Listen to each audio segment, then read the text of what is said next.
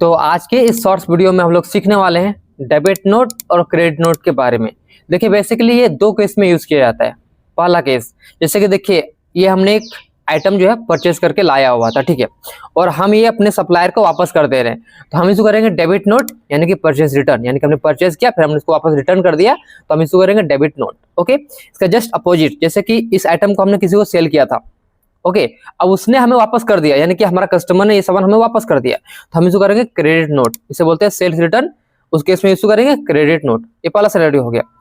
Second scenario, उसमें देखिए क्या होता है, जैसे कि समझ कर देखिए एक आइटम है, इसका देखिए इसका रेट है 4 रुपए प्लस जीएसटी और हमने इसको सेल किया 100 पीसेस, राइट, बट हमने बिल में क्या किया, गलती से हमने चार्ज कर दिया 5 रुपए प्लस जीएसटी में।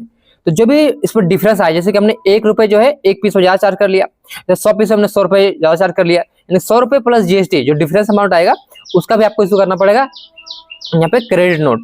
वैसे अगर आप बिल में अगर चार्ज कर लेते हैं, जैसे कि इसका रेट था 5 रुपए बट हमने गलती से बिल में 6 रुपए चार्ज कर लिया, यानी कि इसका आपको सेल करना था 5 रुपए प्लस जीएसटी में एक पीस का, बट आपने क्या किया 6 रुपए प्लस जीएसटी में इसको सेल कर दिया, तो कहीं ना कहीं आपने एक तरह से ज्यादा चार्ज कर लिया बिल में, तो आपको उस केस में एंट्री करना पड़ेगा डेबिट नोट।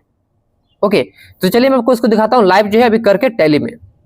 तो जैसा कि आप लोग यहाँ पर देख पा रहे होंगे, हमने एक सेल्स का एंट्री किया हुआ था जिसमें देखिए हमने इसको 1000 पीसेस जो है सेल किया था, जिसमें देखिए हमें चार्ज करना था 4 रुपए प्लस जीएसटी में, बट हमने गलती से बिल में चार्ज कर लिया 5 रुपए, यानी कि हमने 1 रुपए जो है एक्स्ट्रा एक आइटम पे चार्ज किया हुआ है, यानी कि टोटल डिफरेंस कितना हो गया, एक आइटम पे 1 रुपए का डिफरेंस आया, तो यहाँ पे हमने सेल किया था 1000 पीसेस, तो यानी कि 1000 रुपए प्लस टैक्स का डिफरेंस आया, राइट।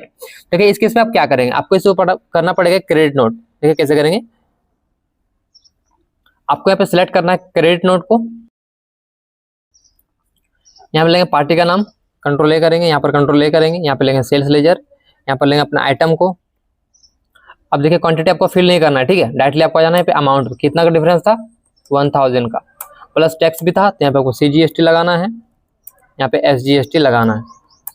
और देखिए हमने यहाँ पे क्वांटिटी मेंशन नहीं किया क्योंकि यहाँ पे क्वांटिटी हमारा बराबर गया हुआ था, ओनली बस रेट का डिफरेंस था, इसके लिए इस तरह से आपको एंट्री करना है। देखिए इसमें राउंड ऑफ का जरूरत नहीं है, इसको राउंड ऑफ नहीं करना है, सिंपली आपको इस तरीके से इसको सेव कर देना है।